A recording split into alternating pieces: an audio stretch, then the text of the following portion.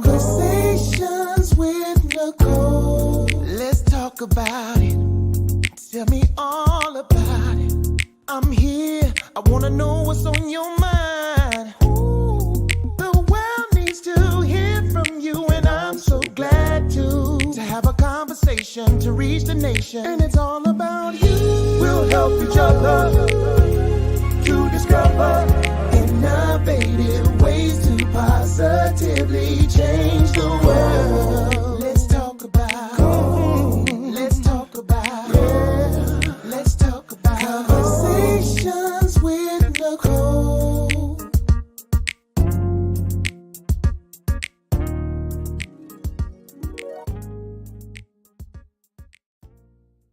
Greetings. Happy Wednesday. Welcome to Conversations with Nicole. I am Nicole Everett, your host, and Conversations with Nicole is a talk show based here in Tallahassee, Florida, focused on connecting the community through conversations. And today is what I call Wellness Wednesday, which is an opportunity for you, me, and my guests to chat about whatever we want to chat about. And today we're talking about handling rejection. Have you been rejected before, or felt rejected before, or thought you were rejected before? Well, we're going to talk all about it today. My very special guest is Miss Naomi Simon, a clinician out of the kind of South Florida, I'm going to call it North-South Florida area. And so I'm super excited and delighted to have her as my guest today. I met her through Dr. Jason Anthony, who is a clinician down in South Florida. And so thank you, Dr. Jason Anthony, for helping to make that connection. I appreciate it. But before I bring her on, I want to hear from you. Where are you tuning in from? Let us know in the comments. We are live on Facebook, on YouTube, and on LinkedIn. Put your city and state in the comments so that we can give you a shout out.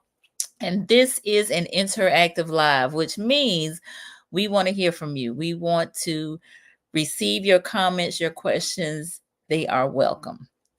All right. I see my mom is on down in Miami. Thank you for being here, Ma. Love you. Love you. Tag a friend. Let them know they need to be on here because this is going to be a good conversation. Miss Jeanette down in Miami Gardens. Thank you for joining us.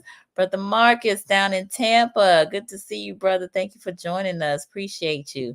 All right, y'all. Again, this is going to be great, great, great. It's raining here in Tallahassee, but hopefully the weather won't affect our internet and we'll be good to go to carry on. All right, I am going to go ahead and read some of Naomi's bio. Naomi Simon is a licensed mental health counselor in the state of Florida. She received her master's degree in counselor education at Florida International University, FIU in the house, in 2013. She completed her internship at a psychiatric hospital where she was able to get experience working with multiple people that were dealing with various mental health disorders. Before Naomi received her degree, she always knew that helping people was more than a career, but a calling that she had to fulfill. And after she received her license in mental health counseling, she worked at a community mental health group practice. And after 4 years of working at the group practice, she decided to start her own practice called Freedom to Grow Therapy. With over 7 years of experience, she sees both men and women ranging in ages from 13 and up, and who are dealing with trauma, anxiety, depression, grief, and other difficult life transitions. At Freedom to Grow Therapy, she offers clients the option for faith-based counseling, which provides individuals a spiritual perspective through the principles of Christianity in their counseling sessions. She is known for her expertise in providing clients with practical coping skills to help them manage the difficult life transitions that they are facing. Y'all help me welcome Miss Naomi Simon. Welcome. Hi. Hey, how you doing? Doing well, very well. Thank you for having me. Pleasure, my pleasure. Thank you for being here. So let me just shout out a Mhm, few more folks that have joined us. Eric in mhm. Pensacola, thank you for being here. Miss Janita here in the North Florida area. Thank you for being here. Miss Kiosha tuning in from Tallahassee. I appreciate you, Kiosha. All right. So Naomi, I know I read Mhm. your bio, but in your own words, I'd love to hear who is Naomi Simon? Well, I am first a believer. Yeah, don't mean to sound too spiritual, but I'm a believer. That's the foundation of who I am as a person, of where I am, and so forth. As far as the roles, of course, I'm a wife, have two kids, and so forth. I'm also a dreamer. I love dreaming. I love thinking ahead. And one of the things that I always like to do is just definitely instill something inside of people. Besides that, and so forth. I come from Haitian descent and so forth. I'm originally from South Florida. I'm now more in like the Treasure Coast right now. But that is just a sum of who I am. Nice. Love it. Thank Hmm. you for sharing Hmm. that. All right. And so started your own practice and um want to know, are you accepting any new clients at this time? Yes, I am accepting new clients. I Okay. see men and women ages from 13 all the way up. Okay. And it ranging from most of the individuals that come to see me are dealing with some form of either trauma, grief, anxiety, depression, or they going through some type of stress related situations that they're going through and so forth. Gotcha. Okay. And so the reason I asked that is because, one of the things that I'm hoping to do here by having clinicians is connect them with clients because I Mhm. believe we all need counseling and therapy. We all need to get our checkup Mhm. from the neck up.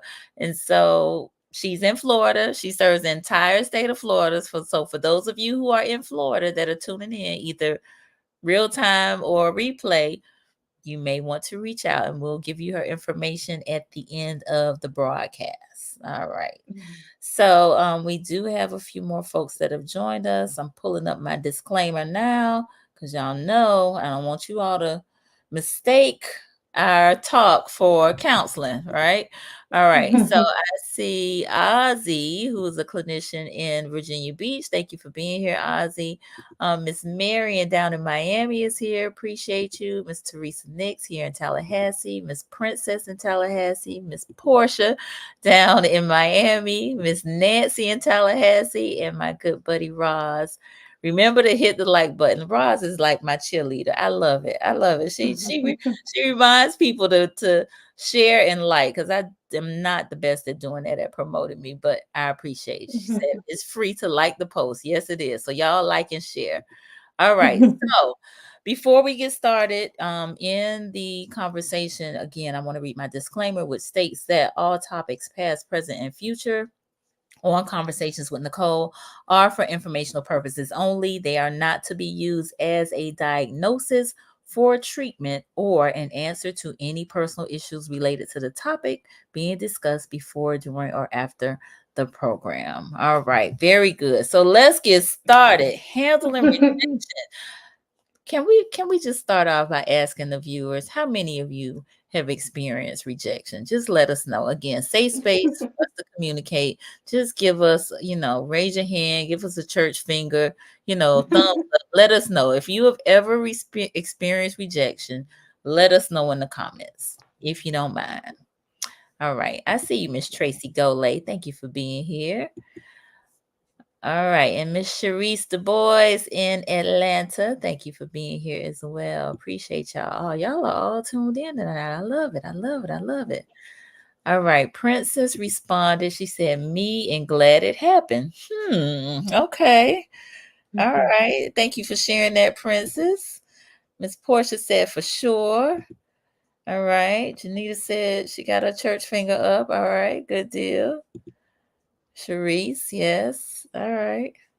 So we got 4 people that have responded. I'll put my finger up as well. All right. I put mine up too. Okay, good, good. Well, Mhm. thank you for sharing. Okay, so how do we handle that? Okay.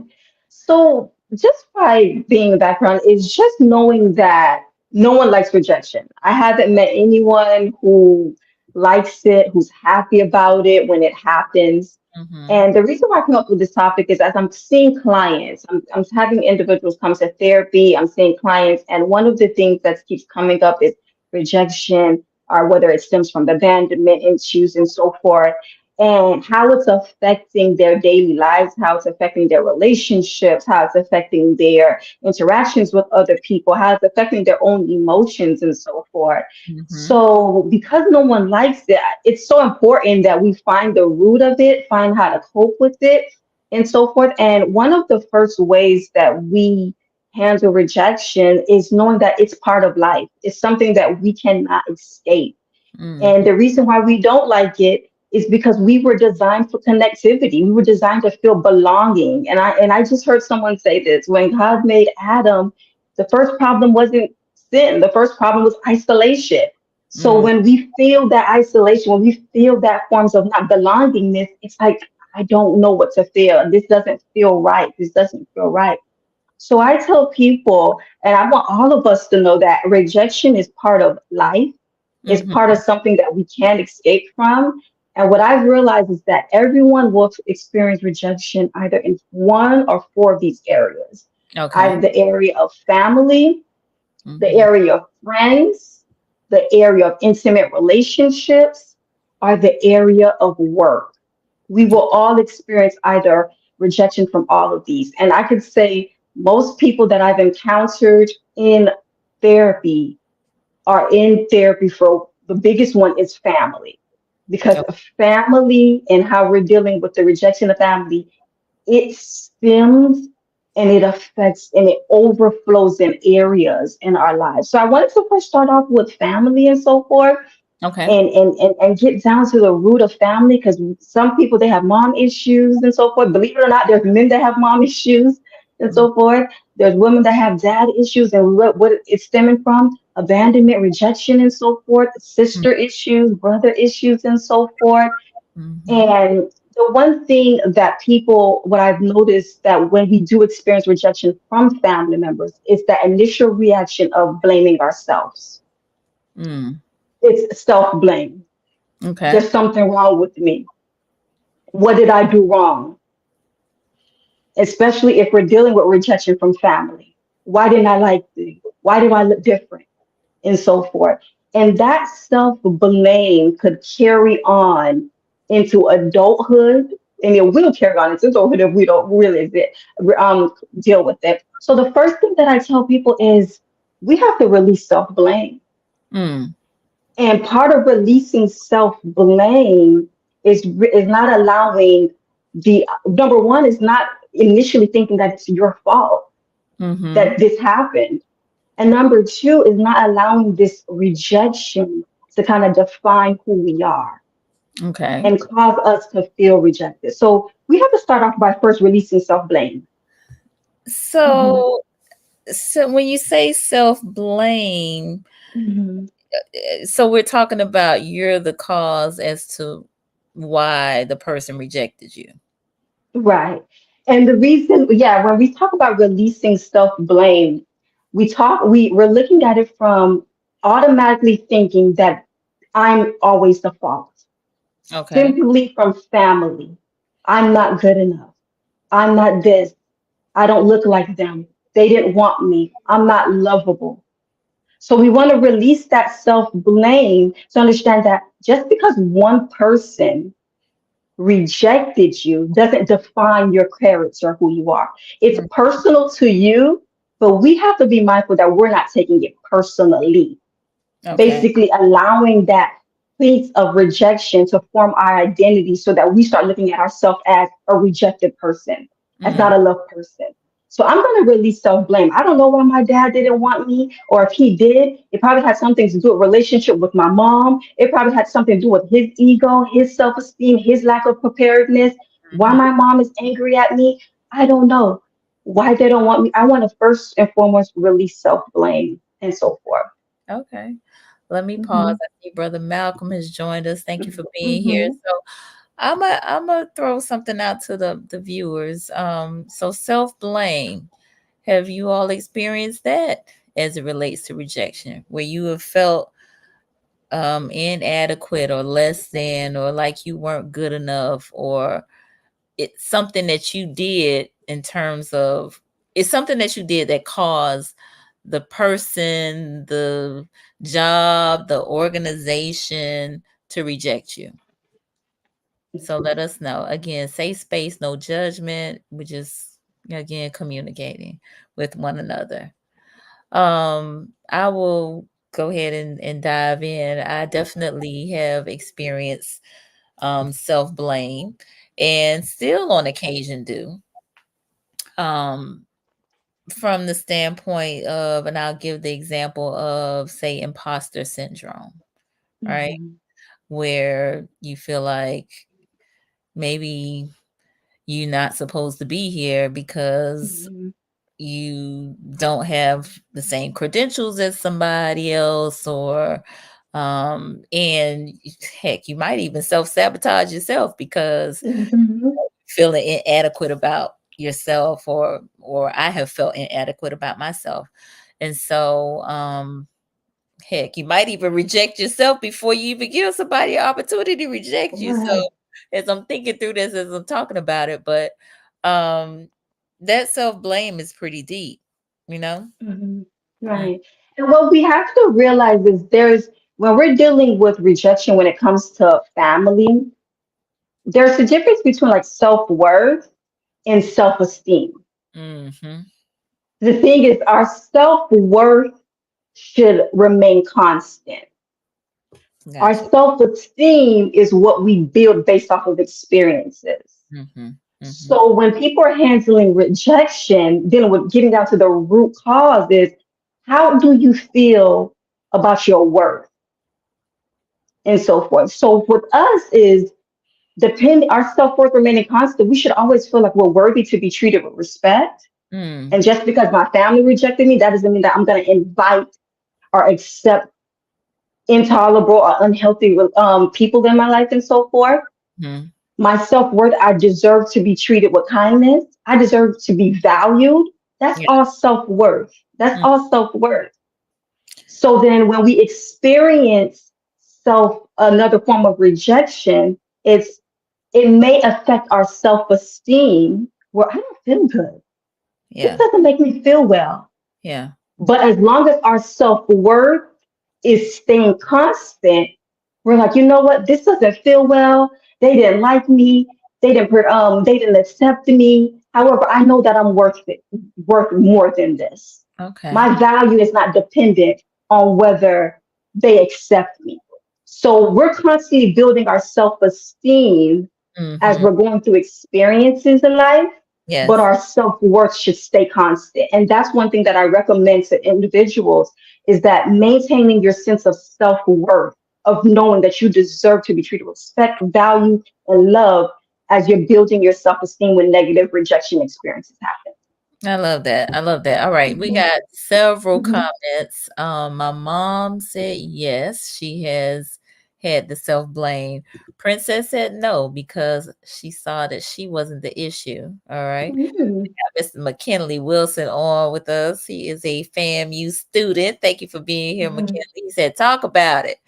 All right. Mr. Marcus Boston, he said, my first book, A Pastor's Mistake, is my story of church rejection. Mhm. Interesting. Church hurt. That church hurt. Mhm. Ooh, yes. Ah, that church hurt. Yeah. Yeah, it can be serious too. Sharice, in Mhm. my 20s and 30s, I blame myself because of my shortcomings, but through my many therapy sessions, I worked my way through beating myself up. Wonderful. Thank you for sharing that, Sharice. And Miss Brittany has joined us. Hello, my beautiful family. Greetings, Sister Brittany. We're glad you're here. All right. So, okay. So, self-blame is what happens. We have these feelings of inadequacy and all of that, but we need to release the self-blame and we need to maintain our self-worth. Mhm. Right, right, right. Definitely. I wanted to also give some practical steps because sometimes dealing with family, the rejection of family, Mm-hmm. where it's like, I don't know why my mom doesn't want me in my life. I don't know why my father doesn't want me in my life. I don't know why they don't want me in my life. Mm-hmm. Sometimes that's difficult to navigate Yeah. as adults, and we have that rejection that festers into us. Mm-hmm. And there's a couple of things that I recommend to people is number one is accepting your family members for who they are. Mm-hmm. accepting them for who they've shown you them to be, Mm-hmm. and manage your expectations accordingly. Mm.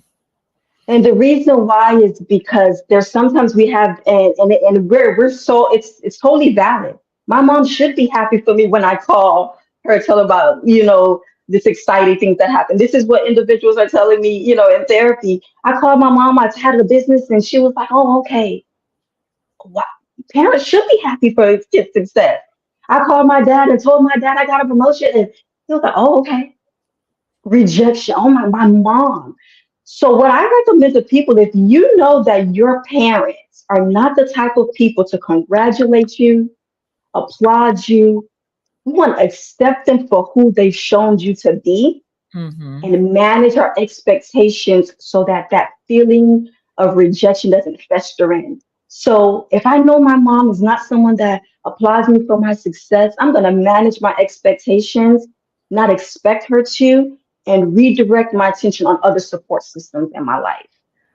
So we are talking about some real grown-up stuff here. And when I say Yeah. that, Yeah. I say that because I know of children whose parents have Hmm. treated them, and when I say children, I mean like youth, like under the age of Hmm. 18, and their parents respond in this manner. Hmm. So how do they process that? Even Right. And the way they process it, their feelings are totally valid. And for young kids, it really is difficult. I hate to say this, because their parents should be kind of like the mom. You should be happy for them. And one thing that I tell them is that, who else is your support system yeah. in your life? Who else can you share this with? Do you have a grandma, Mhm. sister, brother? So Yeah. we want to seek out other people who are parent-like figures. We're not trying to replace our parents, because parents are irreplaceable. We can't place them. But we want to seek out parent-like figures Yeah. in our lives to manage our expectations, so we're not placing ourselves in constant feeling of hurt and rejection by people who we feel should be applauding us and so forth. Yeah. So we got Mhm. quite a few comments. We got Dr. Anika Fields, who is the director of the Counseling Center at FAMU, on with Mhm. us. Thank you for being here, Dr. Fields. Roz said, based on childhood experiences, I blame myself for the absence of a parent and carried that into my adulthood. Anytime someone did not show up in my life as I wanted and needed them to. Thankful for therapy. Thank you so much for Mhm. sharing, Roz. And thank God that you sought therapy because, as we've already kind of talked about, there's a lot of hurt that parents can do to children and maybe don't even recognize it. And that, Right. the child carries that into adulthood, and that has such a huge effect on all these other aspects that we haven't even really gotten to all of that yet, but because this family Mhm. piece is so big, but it can affect our friend relationships, our intimate relationships, our work relationships. So thank you for sharing that. We got Susan with us from Virginia. Thank you for being here. And also Miss Peachy, who is here in Tallahassee. Appreciate you. And then McKinley said, I know they did, but what are you going to do? Manage your expectations. That's good. So he's commending your comment. Now, Mhm. yes. All right. So, whew, this is a little deep right here. All right. So, how do we manage all of that? Naomi, how do we manage that?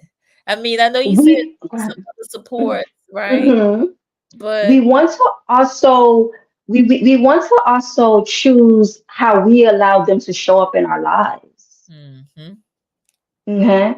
We want to know that, you know what? I'm going to choose how I want to show up in my mom's life, my parents' life, my sister's life, brethren's life, and I'm going to set boundaries or limits on how they show up in my life too. mhm, So that is kind of how we set some good boundaries and so forth for ourselves, yes, so that we're not allowing an overflow of family that that is outpouring negativity are triggering us to the point where we feel as if, okay, we can't move forward. Mm-hmm. So I tell people, how do you want to show up in this relationship?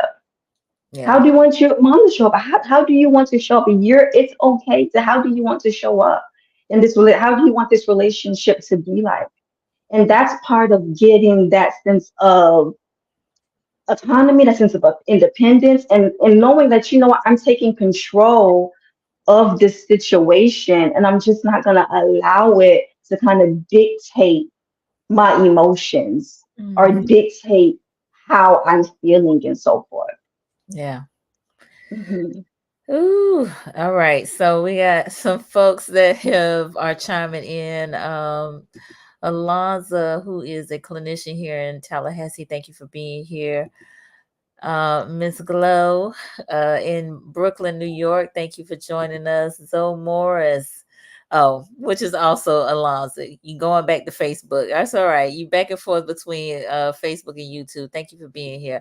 All right, Princess said, I create boundaries and give permission to limit engagement amongst those who create no purpose in my life. Hmm. Ooh, that's good. Hmm. That's real. Hmm. That's real good. Eric said, Amen. Not everyone possesses the credentials or qualifications to accurately appraise you at all times. Some rejections come from individuals who are not qualified to assess your value. That's real good. Hmm. Very, Yeah, that's very good. Hmm. yeah, very good point, Eric. Thank you for sharing that. All right.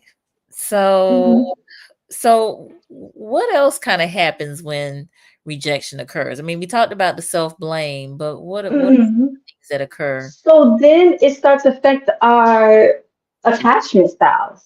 Okay.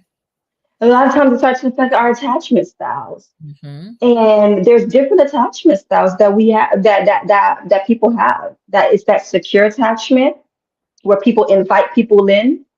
And the whole principle of attachment styles was developed because it starts off by John Bowlby, and he created this, and he says depending on the child rearing, how the child had the relationship with the parents, it's Mm-hmm. going to have an effect on the relationships as they get older.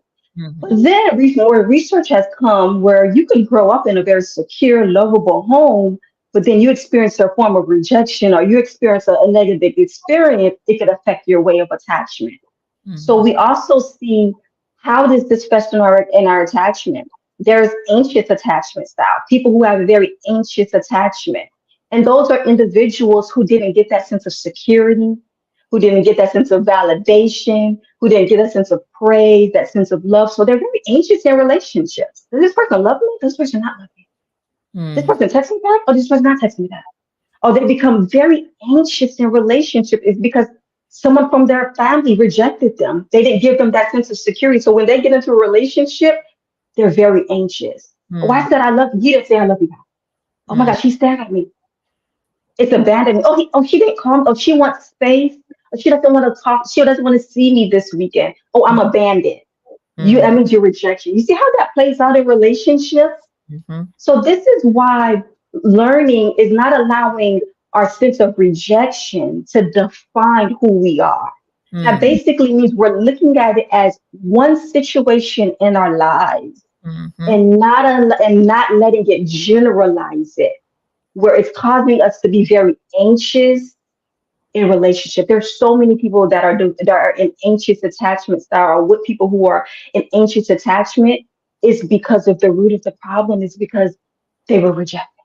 So they sense a sense of anxiety and not security, or even become very codependent. Well, I need you. I don't want you to leave me. I didn't get that sense of nourishment. I need you. So we want to just unlearn that. We Mm-hmm. want to unlearn that and look at the rejection that we experience as one situation that has happened in our lives. Mm-hmm. We want to stay present in the relationship that we're in now and looking at it from what it is now and not through the lens of our past. Okay. Hmm. That Hmm. is great advice. I see. Hmm. Let me just Ozzy had a comment. He said, focus on self-management the most, which is the first step, and then allow Hmm. people to be themselves, but know your self-worth and ground yourself in your true potential to grow. Then tell them to go fly a kite. Thank you, Ozzy. Mhm. Oh my goodness. All right. And Ivy LaFay has joined us from Picola. Thank you for being here. Brittany said, my rejection came from people I've been backward for, but they wouldn't do the same for me. It happened enough times to make me think that the rejection was my fault. Mhm. Mhm. Wow. Thank you for sharing that, Brittany. So what do you do in that case where, for instance, it's like family members and you continue to do and do and do, but you still get rejected? Right. So we want to look at, what are you searching for when you're doing this to somebody? What are you searching for? What is behind that? Because a lot of times it's sometimes that we're doing things for someone because we want that love from them. Mm-hmm. But we have to realize that a lot of times our family are just not capable to give us the love that we need. True. And part of that is developing self-love first. Mm-hmm. And part of that is developing self-love first. So we have to look to see, what are we searching for? What are we looking for in return when we're doing from people and they're not giving it in that? Is it Yeah. a sense of emptiness? So is it a sense of emptiness that you're feeling? I want to feel loved, but they're not able to feel love. Mm-hmm. So I always tell people in relationships, they say do the five love languages for other people, but we gotta start doing those five love languages on ourselves. We do. We We have absolutely. to, yeah, and that's how self-love and rebuilding our self-esteem through self-worth Mm, happens. Because once you start knowing your self-esteem, your self-worth, you start building that self-love, then you start identifying, hold on, I'm doing all this for this person and they're not doing that bad. I mm-hmm. deserve better. Right. I deserve better. So it starts off by building self-love. And Mm-hmm. once we start building that self-love, we begin to start identifying the people and our actions that are not healthy. Mm-hmm. Mhm. Whew. Okay, so we are a little more than halfway through our conversation. For those of you who are Mhm. just joining us, I am on with Naomi Simon. We're talking about handling rejection. We talked about the areas that rejection shows up is in family, friends, intimate relationships, and work. With the biggest area being family, some of the things that happen are self-blame, um, the effects on attachment styles, and we also talked about releasing the self blame and maintaining your self worth, and also building your love for self. Mark Mhm. just had a comment. He said, I've learned everyone is not going to accept me, love me, and support me. It's It's okay. okay. It's not a devastating blow how it used to be when I was younger. That's so important. That is so important. And one of the things that we realize is that healing that inner child, that inner girl, that inner boy in us. That's so important. Hmm. Yeah, for sure, for sure, for Hmm. sure. Hmm. Okay, so is there anything else that happens in terms of handling rejection that you want to shine light on? Again, we talked about the self-blame, the attachment styles, but anything else that kind of happens with folks with rejection when it happens? Well, it could cause us to not be able to use. I was reading a book, and one of the books I was reading was called Relational Intelligence by Darius Daniels. I don't know if you ever read it and so forth. And one of the other areas that, if we're not, it goes back to managing our expectations when we're in friend groups and so forth, Okay. is learning how to use that relational intelligence. Mm-hmm. And what in his book, he talks about how we have different categories, and individuals who don't know how to put people in the right categories tend to feel rejected. So Mm, friendships, that's a big one.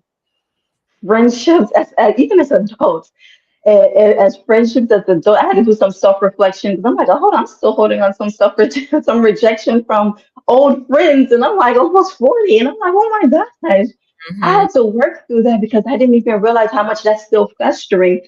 And the reason why is there's four categories of what he came up with. There's that friend category, Mm-hmm. there's that associates category, there's that assignment categories, what tends to be like in church hurt. And then there's that advisor category.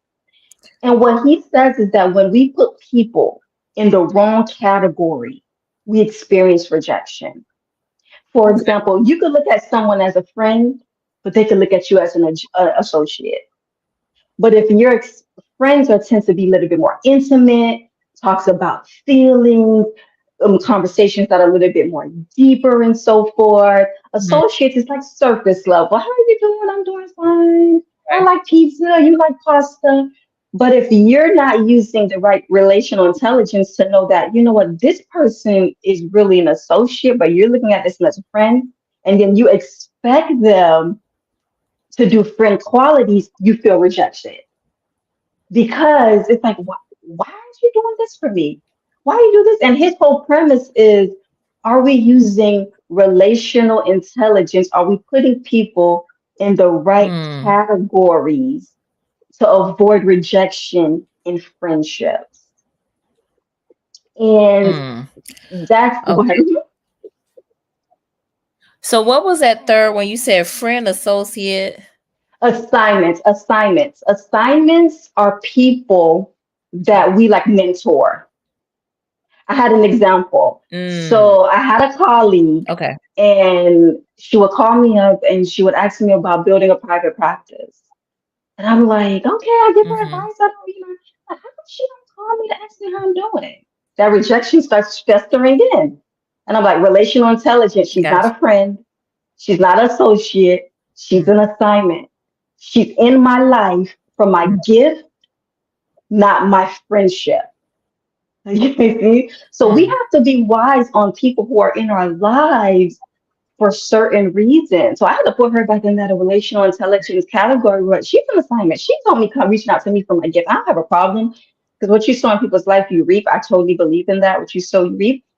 But it's Mm-hmm. part of understanding that when we are interaction with people, seeing the whole depths of the relationship because that sense of bitterness, that sense of feeling rejection could be festering in our hearts and we don't even know, the other person don't even know. It's because we're not on the same page as far as the relational intelligence. Very true. Very true. All Hmm. right. Ozzy said Hmm. relational intelligence. I like that. And good stuff tonight. Thank you, Ozzy. All right. Peachy said that relational intelligence is key. I call it the shelf system. Okay. Thank you for Hmm. sharing that, Peachy. Audrey, thank you for joining us, Audrey. She said, I began applying the essence of reciprocity to realize and realign my expectations. Hmm. Interesting, interesting, interesting.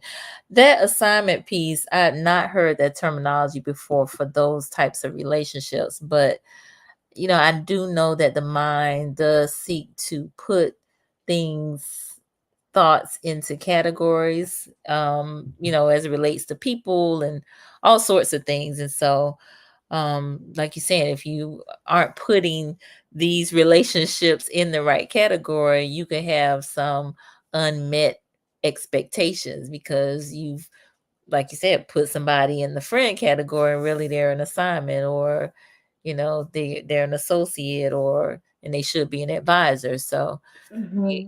definitely want to pay attention to all of that.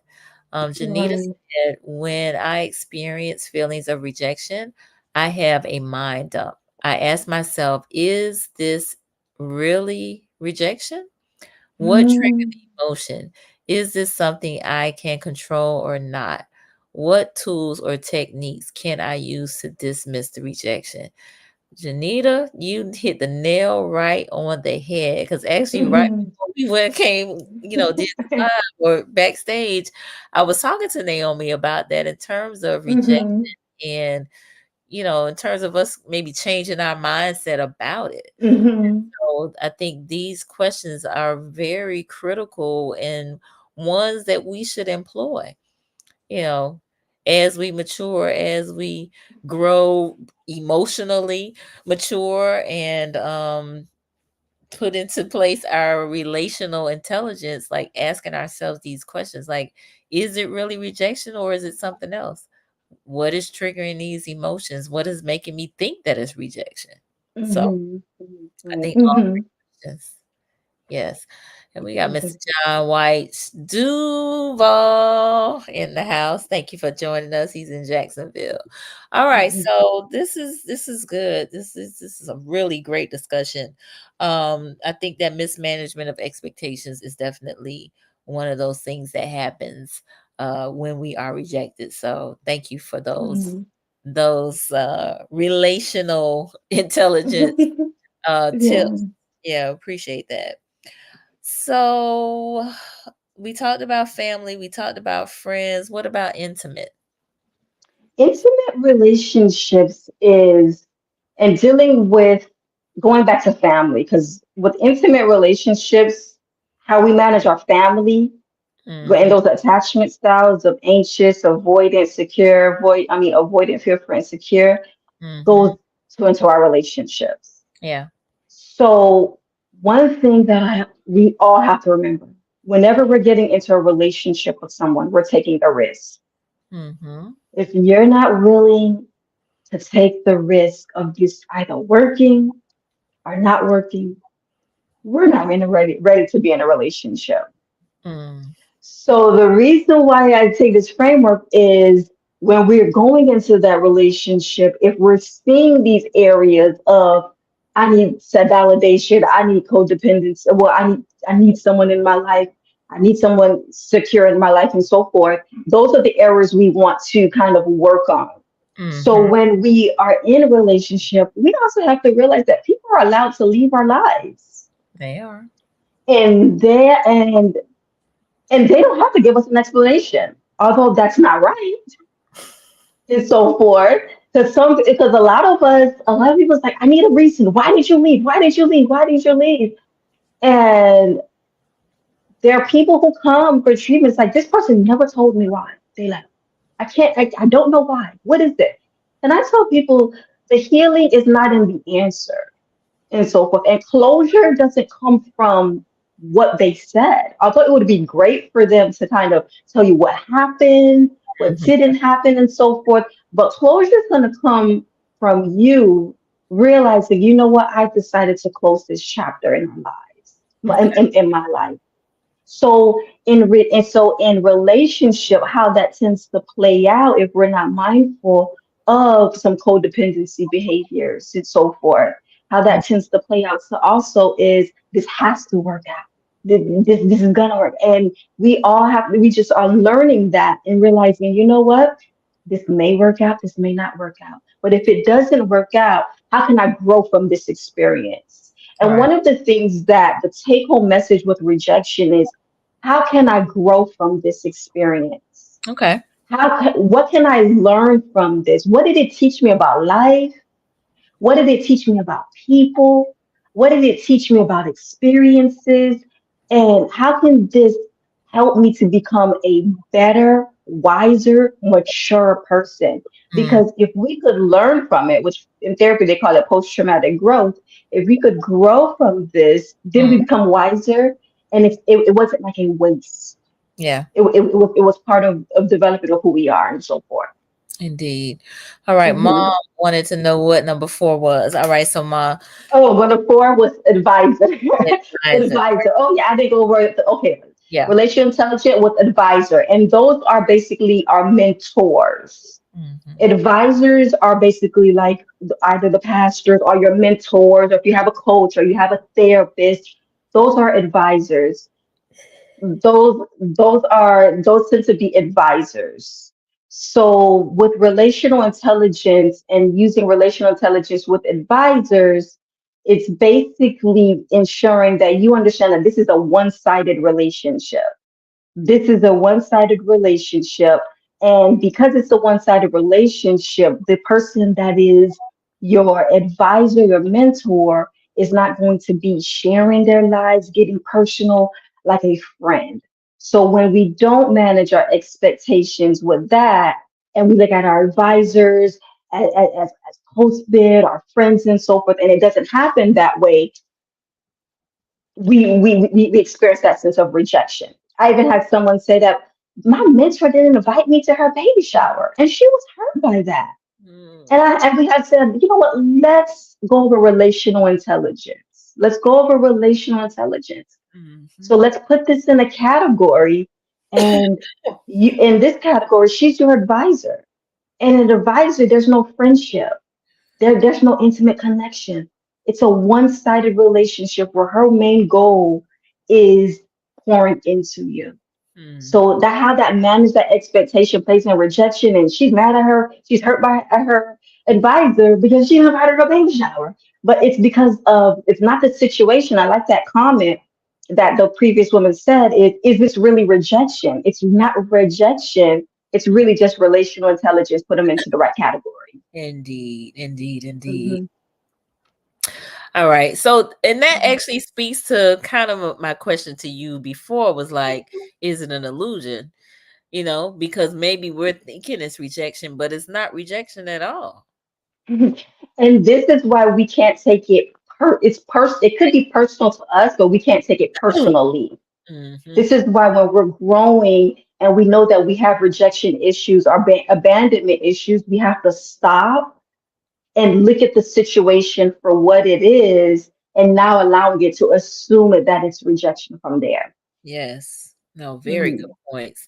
Okay, Mhm. Brittany said, I started to see rejection as protection. I say that too, Brittany, from time to Mhm. time. I want to get your thoughts on that, Naomi, if you don't mind. But God has already accepted me and you. I encourage myself. I speak over myself. Coming from isolation to exposure has helped a lot as well. Don't dim your light. So, what's your thought on that Mhm. statement? That what man maybe deem as rejection is God's protection. Right.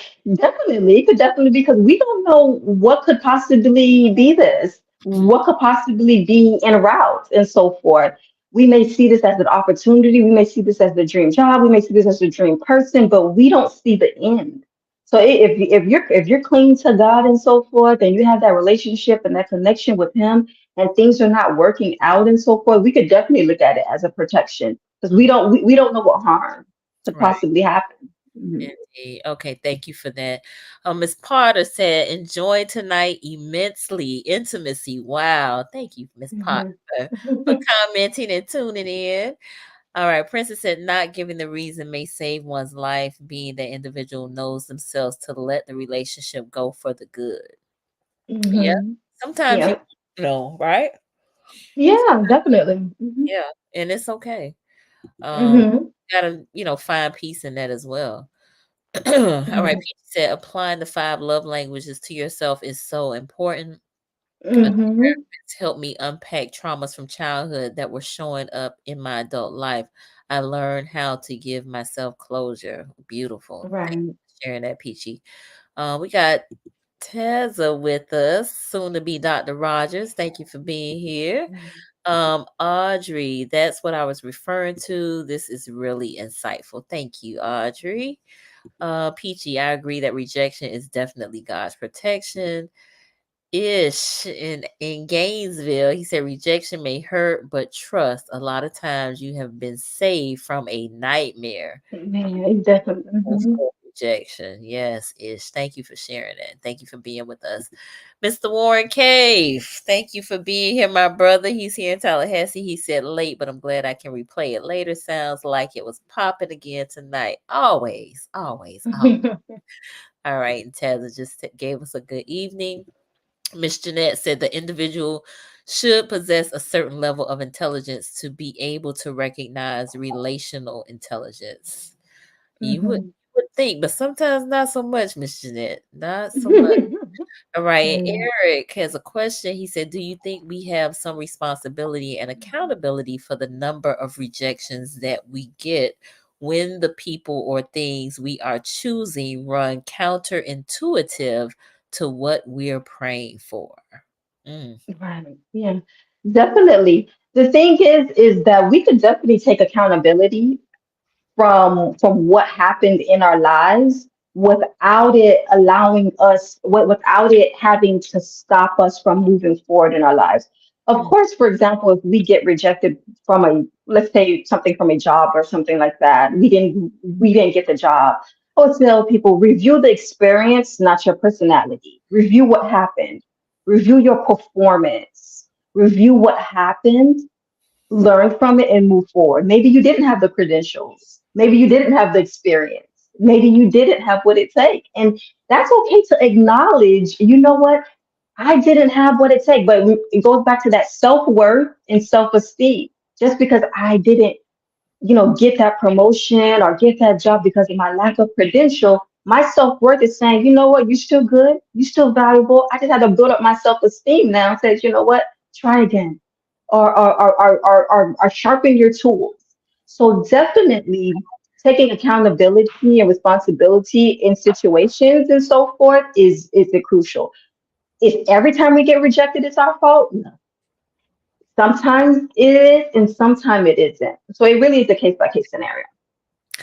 So I receive what you said, but I can see this as it relates to intimate relationships too. Maybe we're praying for a particular somebody, Hmm. but it's just not happening. So Yeah. do we have some level of responsibility and accountability for that?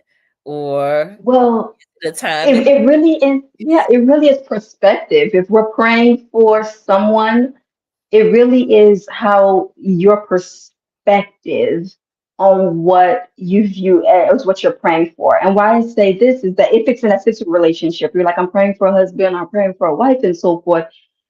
There's a 50% chance you're going to get married, you find someone, and there's a 50% chance you don't.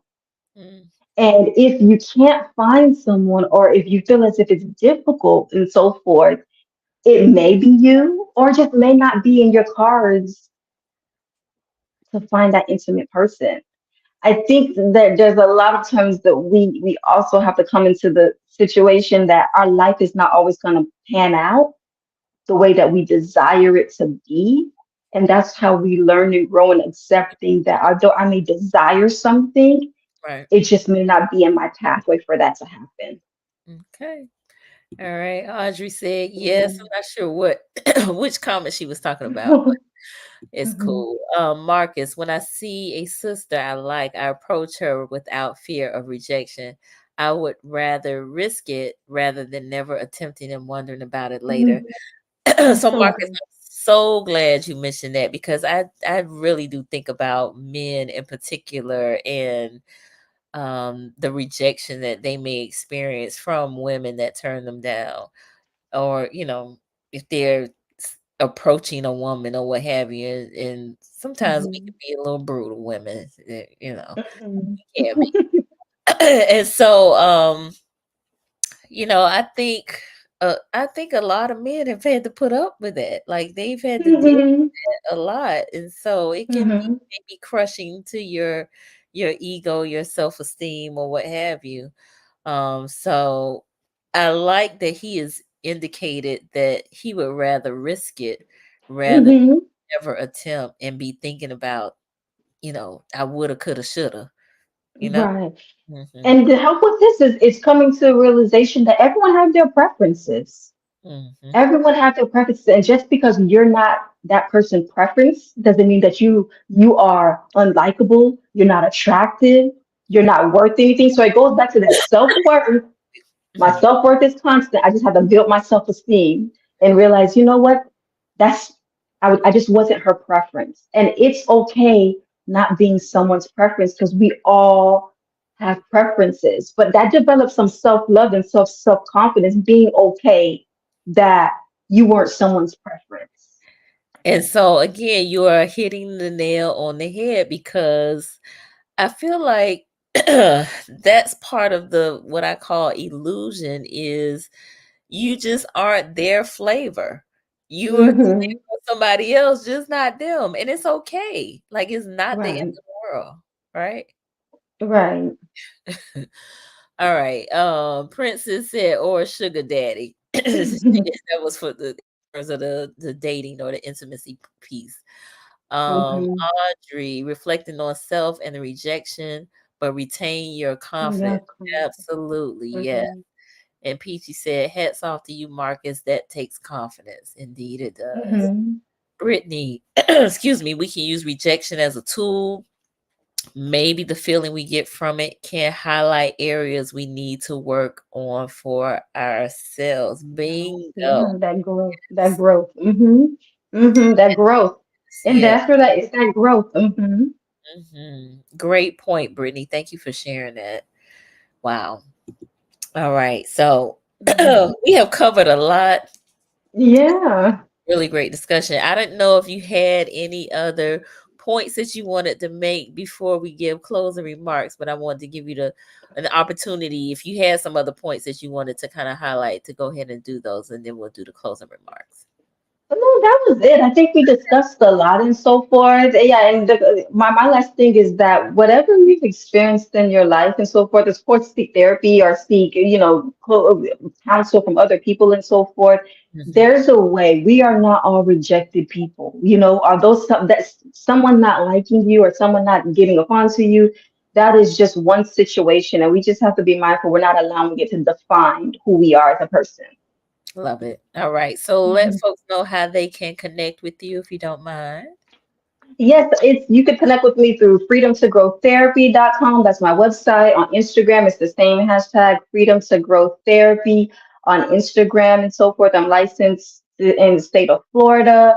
I see clients from 13 all the way up and so forth. I also provide faith-based therapy if that's something that you're interested in. I give people the option of clinical therapy if you just want to keep it very practical, or faith-based therapy if that's something that you want to add on to. That's through the principles of Christianity. That's also an option also. All right. Very good. Very good. And do you take insurance or are you private pay? I take insurance. I'm contracted with most insurances: Aetna, Cigna, United Healthcare, AvMed, Oscar, Florida Blue, Blue Cross Blue Shield. So I also take insurance. Very good, very good. So I'm really hoping that you all have found this to be beneficial tonight. If so, let us know in the comments. Give us a thumbs up or a heart or something. I see Marcus said thanks. Miss Audrey said thank you for your expertise. Peachy, excellent discussion. Thank you. Miss Potter, thanks so much for an interesting evening. Princess topic, and thank you both for tonight. Our pleasure, our pleasure. And for those of you who may be new to the platform, I definitely invite you to subscribe to the Conversations with Nicole YouTube channel. Subscribing and supporting. We need all the support we can get. We still are trying to get to these 4,000 viewing hours within a 365-day period. So please play the videos. Play them, Mhm. play them. You don't have to watch them, just play them. There are lots of them out there. So help me get there, people. Help me get there. All right. Audrey said, I need to connect with you for a teen with trauma. Yes, Okay. definitely. Definitely. I tell you, you can reach out to my website, Freedom to Grow Therapy. All right, let me put that back up so you can get her information. You definitely want to connect with her. Thank you for your question, Miss Audrey. Eric, another great show. Thank you, Eric. Daikebra, thank you for being here, Daikebra. Thank you for these gems. Appreciate it. Ish, I'm sorry, Mom. Thank you. I needed this. Thank you, Mom. Ish, are you credentialed with CMS also? I do not accept Medicaid, unfortunately. I do not accept Medicaid. Okay. All right. Good to know. All right, very good. Well, again, this has been great. I hope you all again were enlightened and can use some of the things that we talked about. Please keep this conversation going. Share it with a friend, a family member, a loved one. Look, associate, an assignment, an advisor. Like share with all the people. Okay. Look, I got my notes.